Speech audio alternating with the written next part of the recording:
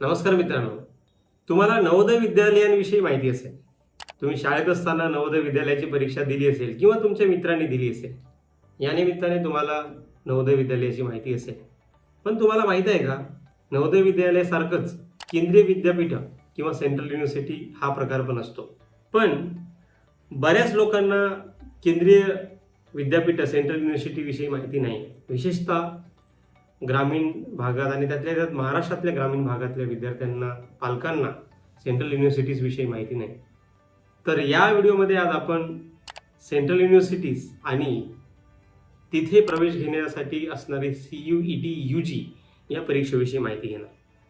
नमस्कार, माझं नाव प्रशांत आणि मी या CUET UG याविषयी माहिती देणाऱ्या व्हिडिओमध्ये आपलं स्वागत करतो.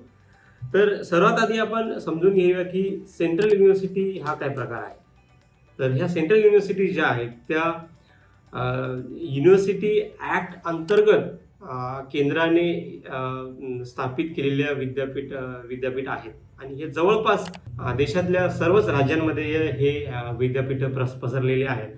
महत्त्वाचे विद्यापीठ जे आहे त्याच्यामध्ये तुम्ही जे लोकप्रिय असलेले JNU जवाहरलाल नेहरू युनिव्हर्सिटी दिल्ली, त्यानंतर Delhi university, Banaras Hindu university, Hyderabad central university यासारखे एकूण 47 सेंट्रल युनिव्हर्सिटीज आज भारतामध्ये आहेत, जे सेंट्रल गव्हर्नमेंटकडून फंडेड आणि त्यांच्याकडून संचालित होत असतात आणि दर्जेदार शिक्षणासाठी आणि तिथल्या संसाधनांसाठी हे विद्यापीठ ओळखले जातात.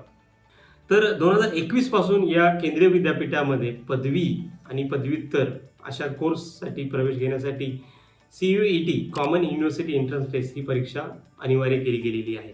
आणि आता केंद्रीय विद्यापीठासोबतच यामध्ये इतर विद्यापीठे सुद्धा सहभागी झालेले आहेत.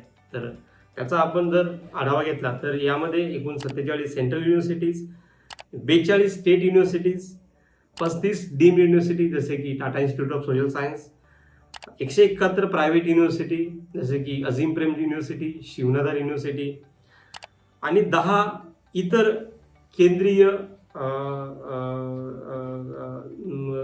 विद्यापीठ किंवा सेंट्रली फंडेड युनिव्हर्सिटी अशा प्रकारचे एकूण 305 विद्यापीठ या CUET परीक्षेमध्ये सहभागी झालेले आहेत. आता आपण समजून घेऊया की CUET परीक्षांमध्ये कोणते विषय असतात आणि किती सीट्स असतात.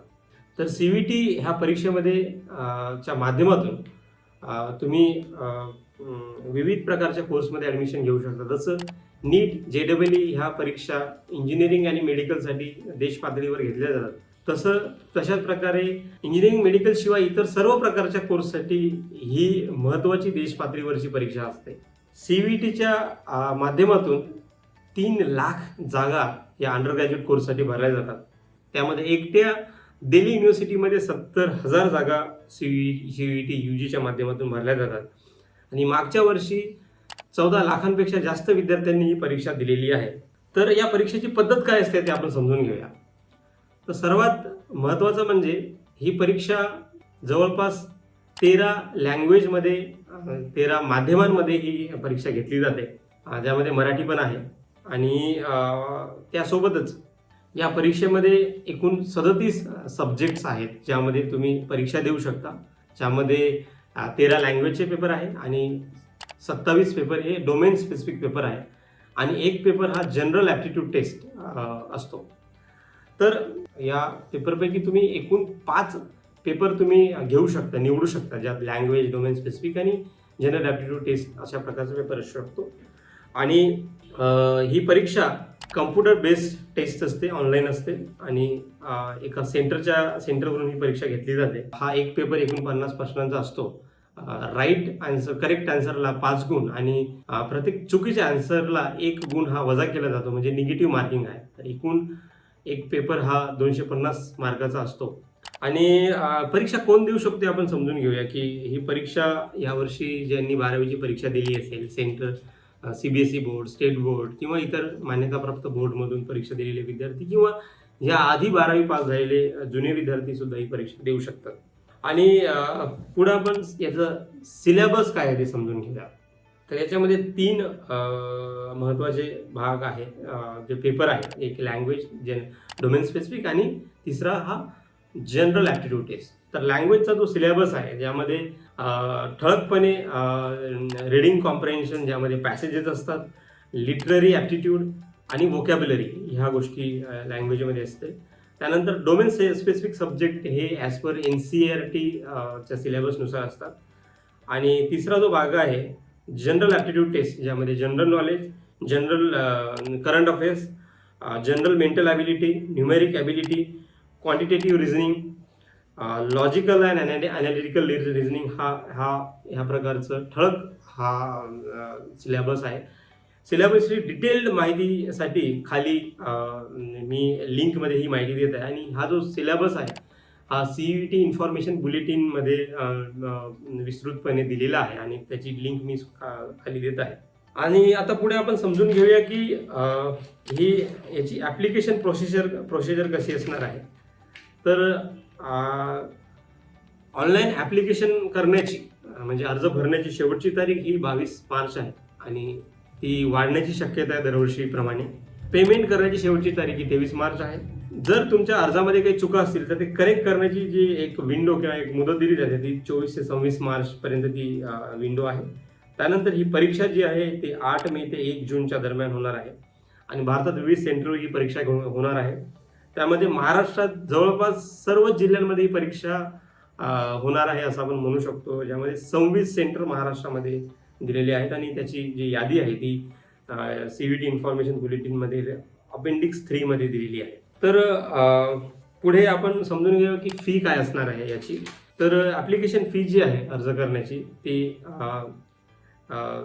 अप टू 3 सब्जेक्ट म्हणजे 3 सब्जेक्टपर्यंत याची जी फी आहे ती जनरल कॅटेगरीसाठी 1000 रुपये, OBC आणि EWS साठी 900 रुपये, SC ST person with disability आणि थर्ड जेंडर यांच्यासाठी 800 रुपये अशी प्रकारची फी 3 विषयापर्यंत आहे. आणि 3 विषयापेक्षा जास्त तुम्ही विषय घेत असाल, तुम्ही एकूण 5 विषय घेऊ शकता, तर प्रत्येक एक विषयासाठी 300 ते 400 या दरम्यान फीस ही वाढीव असणार आहे.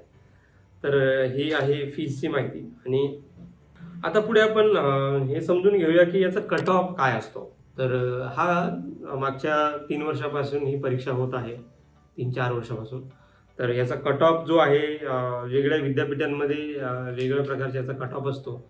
तर जे टॉप युनिव्हर्सिटीज आहेत जसे की Delhi university, JNU, Banaras Hindu university यांचा जो कट ऑफ आहे म्हणजे पर सब्जेक्टचा जर आपण घेतला ज्यामध्ये 250 मार्क्सचा एक सब्जेक्ट असतो, तुम्हाला 200 पेक्षा जास्त मार्क्स मिळाले तर तुम्ही या टॉप युनिव्हर्सिटीमध्ये जागा मिळवू शकता. त्याच्यानंतर जे मिड लेवलच्या युनिव्हर्सिटी आहे ज्याच्यामध्ये Gujarat university, Punjab university, HCU यासारखे जे विद्यापीठ आहेत यामध्ये ॲडमिशन मिळवण्यासाठी तुम्हाला 150 ते 180 पर्यंत तुम्हाला गुण घ्यावे लागतात.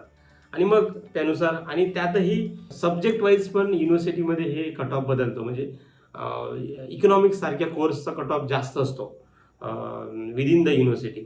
तर त्याची जी माहिती आहे ती पण मी लिंकमध्ये देत आहे. सगळी माहिती आपल्याला व्हिडिओमध्ये घेणं शक्य नाही, तर ती मी सगळ्या ज्या लिंक्स आहेत ते खाली डिस्क्रिप्शनमध्ये देत आहे. अजून एक महत्त्वाची गोष्ट म्हणजे कोर्स कसं निवडायचं, युनिव्हर्सिटी कशी निवडायची, कोणते कोर्स तुम्हाला सूट करतात याविषयी तुम्ही ॲप्लिकेशन भरताना काळजीपूर्वक निर्णय घ्यावा, काळजीपूर्वक विचार करून हा फॉर्म भरावा. तुम्ही तुमचं जे सिनियर असतील किंवा तुमचे मित्र असतील किंवा केंद्रीय विद्यापीठामध्ये शिकणारे कोणी मित्र असतील तर त्यांचा सल्ला, त्यांचं ओपिनियन जरूर घ्यावा. आणि याविषयी तुम्हाला जर काही प्रश्न असतील, काही प्रॉब्लेम येत असतील ॲप्लिकेशन करताना, विशेषतः कोणता कोर्स निवडावा, कोणती युनिव्हर्सिटी निवडावी, तर याविषयी तुम्ही कमेंटमध्ये जरूर कळवा आणि मी याविषयी तुम्हाला माहिती देण्याचा किंवा याविषयी मदत करण्याचा नक्की प्रयत्न करेन. आणि याविषयी CET UG विषयी अजून काही अपडेट्स, महत्त्वाचे अपडेट पुढे येणार त्याविषयी मी तुम्हाला सोशल मीडियाद्वारे किंवा यूट्यूबद्वारे तुम्हाला माहिती देत राहील. आणि ज्या विद्यार्थ्यांनी यावर्षी 12वी परीक्षा दिली असेल किंवा जे सगळे विद्यार्थी परीक्षा देण्यासाठी पात्र आहेत त्यांनी नक्कीच CET UG या परीक्षेचा विचार करावा आणि देशातल्या दर्जेदार विद्यापीठामध्ये तुम्ही प्रवेश मिळवून दर्जेदार शिक्षण घेऊ शकता. विशेषतः जी ग्रामीण भागातले आणि पहिल्या पिढीतील शिकणारे विद्यार्थी आहेत त्या विद्यार्थ्यांसाठी ही विद्यापीठं फार महत्त्वाची ठरू शकतात. यामध्ये फीज फारच कमी आहे, म्हणजे 1000 रुपयापेक्षा कमी फीज काही या सेंट्रल युनिव्हर्सिटीची असते. आणि ही एकच परीक्षा बरेच विद्यापीठ म्हणजे 300पेक्षा जास्त विद्यापीठ त्याचं ही परीक्षा या परीक्षेचा स्कोअर ॲक्सेप्ट करणार आहे. त्याच्यामुळे ही परीक्षा फार महत्त्वाची असणार आहे आणि फार कमी वेळ आहे या परीक्षेचा म्हणजे प्रिपरेशन करण्यासाठी आणि डेडलाईन जवळ आहे ॲप्लिकेशन करण्याची. त्याच्यामुळे तुम्ही नक्की अप्लाय करा आणि तुम्हाला सर्वांना या परीक्षेसाठी ऑल द बेस्ट. आणि या परीक्षेच्या तयारीसाठी तयारी कशी करावी, काय वाचायला हवं याविषयी पण मी आणखी माहिती देण्याचा प्रयत्न नवीन पुढच्या व्हिडिओजमध्ये आणि सोशल मीडियाच्या माध्यमातून करणार आहे. त्यामुळे आताच थांबूया आणि बरीच जी माहिती आहे जी या व्हिडिओमध्ये देऊ शकत नाही त्याविषयी मी या लिंकमध्ये डिस्क्रिप्शनमध्ये काही लिंक्स दिलेले आहेत, त्या जरूर वाचा. आणि CUET इन्फॉर्मेशन बुलेटिन हे वेबसाईटवरून नक्कीच वाचा. मी लिंकमध्ये ते डिस्क्रिप्शनमध्ये ते लिंक दिलं आहे. सो मित्रांनो, इथे थांबूया. धन्यवाद. Wish you all the best.